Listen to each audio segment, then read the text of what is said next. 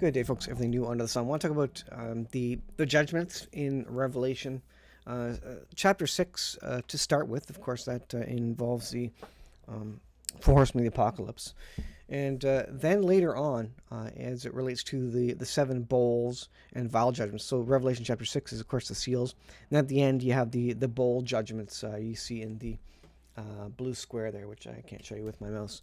But these are all part of the 7-year tribulation as we understand it, the 7-year period.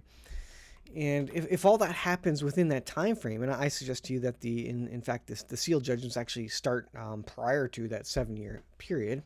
I also don't believe that the rapture happens before the 7-year period. I think it comes at the midpoint of the 7-year period when the Lord's red line is crossed with the abomination of desolation in the third temple by the Antichrist. And that's when we're raptured out, just before the wrath of God. But this bowl judgments thing is interesting because it involves the sun. And I want to talk about solar cycle 25. So we're in the middle of solar cycle 25. Let me go ahead and remove this.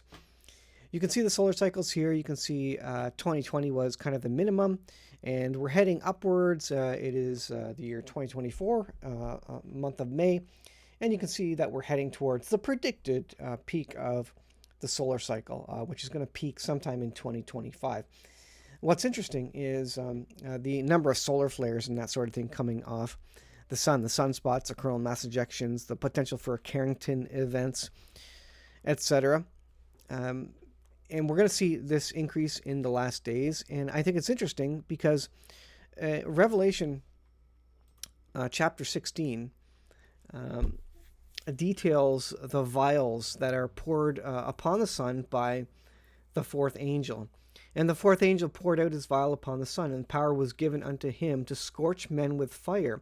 And men were scorched with great heat, and blaspheming the name of God, which hath power over these plagues. And they repented not to give him glory. They didn't ask forgiveness. They didn't recognize, well, maybe they did recognize that these things were coming from God, but they were still against God and did not want to accept him as their Lord and Savior. So that's Revelation chapter 16, and that's the vial judgments, again, which appear, somewhere near the end of the wrath of God, which I think falls in the second half of the 7-year period. That being said, we know that the sun, moon, and stars will be giving us a light show in the last days. Luke let me remove that. Luke chapter 21, verse 25 says, "And there shall be signs in the sun, moon, and stars, and in the stars, and upon the earth distress of nations with perplexity. They will be confused. The sea and the waves roaring." Now, can you think of any events that have happened in the last number of days and weeks that have been an eye-opener, literally and figuratively, for folks as it relates to the sun? Well, certainly. There has been a lot of stuff happening. So the recent thing was, of course, the solar eclipse of 2024. These are all the news items about the solar eclipse. You had tons of people watching it all through the path of totality across the United States and Canada. We all had our solar viewing glasses on, and this was a major event. This only happens for most people, where they live every 50, 60 years or so. Of course, it's happening everywhere on Earth, 2 times a year, but for specifically where you live, it's not likely to pass, and so it's a more rare event. But this was an eye-opener, especially for the West. And the sun is an omen. It's a significant event for Western cultures. For Israel, the moon is the big event, and the moon is a big timepiece. But the Bible states that these things are going to happen in the last days. Again, from Luke 21, there shall be signs in the sun and in the moon and in the stars, and upon the earth distress of nations. The other event that happened, of course, was the CMEs that had been firing out the sun. There was 4 or 5 or I think even 6 coronal mass ejections that added up to significant northern lights being viewed across the United States and Canada and even in Europe. And you can see these are just news stories. One day ago, MSN, well, a lot of these are MSN, I guess. I just clicked the news, And you can see all this information from all these different news sources. There's Yahoo down there, Smithville, Radio Canada, PBS. It goes on, and that was a big event. Did you get out there to see these northern lights? This is another rare event, and I think it's God saying, I am here. Wake up, pay attention to these things. I control all these things. Don't be worried. But these things are going to happen in the last days, per Luke chapter 21. Now, Revelation chapter 6, which includes the four horsemen of the apocalypse, starting in verse 1 and going onwards, also includes the sun as being kind of the timepiece or the milestone, the thing that kind of flips over during the sixth seal to being dark. And I beheld when he had opened the sixth seal, which again I think happens just prior to the wrath of God, which happens at the midpoint of the 7-year period. I think we're on earth, Christians. I think we're on earth. We do not get raptured. I think we're on earth up until this time. So the sixth seal was opened, and lo, there was a great earthquake, and the sun became black as sackcloth of hair, and the moon became as blood. Are fascinating things happening with eclipses recently? Absolutely, they are, and I think they're all forewarning. They're all warnings. They're all to let us know to wake up. And there's even more happening with the sun, moon, and stars. Here is Zero Hedge. This is from today, Tuesday, May 14th. Another behemoth solar flare sparks radio blackouts across North America. Now, this is why you should have ham radio, not because ham radio works well during a solar event. It often causes radio blackouts, as is commented here in the title. But the bigger event that is possible from this is something akin to the Carrington event, which took out telegraph lines and melted them down. And in this day and age with computer chips that would be easily destroyed by a surge in electricity. You know how you have to have UPSs and surge protectors on all your electronic equipment when charging and otherwise, and you disconnect them during lightning storms and all these things. Likewise, any of these solar flares could potentially cause an EMP. We don't know when or how, but we're overdue for an EMP or a Carrington type event, and we've been having incredible amounts of solar flares the last couple of days, which cause those incredible aurora borealis or northern lights. And so, is it building up to something? Again, you look at the solar cycle, and we are not at the peak of the solar cycle for solar cycle 25.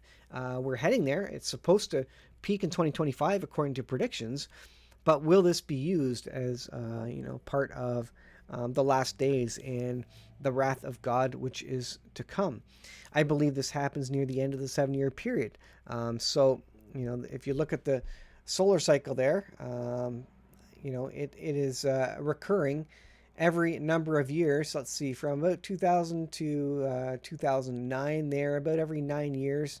I should have looked that up, but plus or minus an amount. It's probably, it ends up being, about 7 to 10 years where this solar cycle is kind of coming and going there. And so isn't that, again, an interesting timeline? It doesn't specifically point to 2028 or anything necessarily. I believe this would happen, the sun scorching men with great heat. That would come at in the second half or the end of the 7-year period, which according to the timeline of the return of the Lord that I have there, that's not what I want to show. Let's go here. I believe that kind of lines up with the second half of the tribulation there. You can see the first 3.5 years go until about the midpoint, about June, July, somewhere between 2028, 2029. The second half then go through the year 2031, and that would be the peak of solar cycle 26. So that is interesting. That solar cycle 26 at a time when the solar cycle should start increasing effectively, it's been decreasing for the last little while. You see the last number of solar cycles have been slowly decreasing, but it would be just in time for the solar cycles to be increasing and for God to use his natural universe to bring wrath upon mankind. And to me, that makes sense and adds up. So this goes on and says, after a weekend of the strongest solar storms to rock the planet in years when producing aurora across Europe and the United States and as far as New Zealand, there is news that the sun just burped its largest solar flare of solar cycle 25, and of course it doesn't peak until 2025, next year sometime.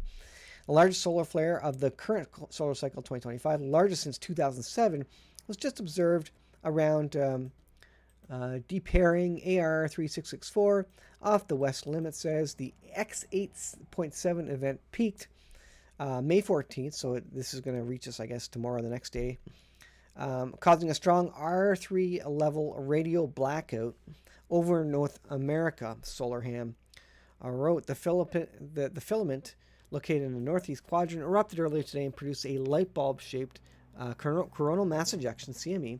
So far, the blast appears to be headed mostly north of the Sun-Earth line, so it's going to just go just over top of us. A further update will be provided when necessary. But anyways, the constant worry is that will there be a Carrington type event, and we don't know when or how that's going to happen.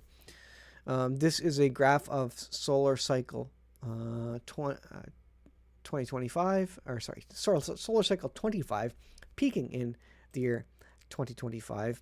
There's a larger image of it, and you kind of see it peaks, just the end of 2025, which, to my understanding, would be the first half of that 7-year period, and then it's going to peak again at some point in the future. So that's interesting, and I guess I'll leave it there for now. It's something to watch.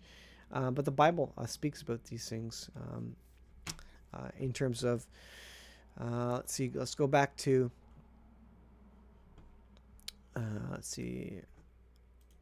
Revelation, not chapter 9. Where was I? I wasn't in chapter 9. But anyways, it speaks of the signs in the sun, moon, and stars. And, Luke is what I was talking about. There shall be signs in the sun, and in the moon, and in the stars, and upon the earth distress of nations, perplexity, the sea and the waves roaring, men's hearts failing them for fear of things that are coming upon them, which are coming on the earth, rather, for the powers of heavens will be shaken. And isn't that a perfect description of what is happening? The sun, the moon, and the stars providing things and shooting things at the earth, things coming upon the earth, causing men's heart to fail for fear of things that are coming upon the earth that they don't understand. And when they don't understand the Bible, they don't understand that God created it, that there's checks and balances, that God is in control. That is when they will worry about these things. You and I, who are saved through Jesus Christ, have nothing to worry about because we know God is in control and we know where we will be in eternity. So I'll leave there, guys. Thanks for watching. Interesting stuff on the solar flares. Continue to watch them, and we'll see you in the next video.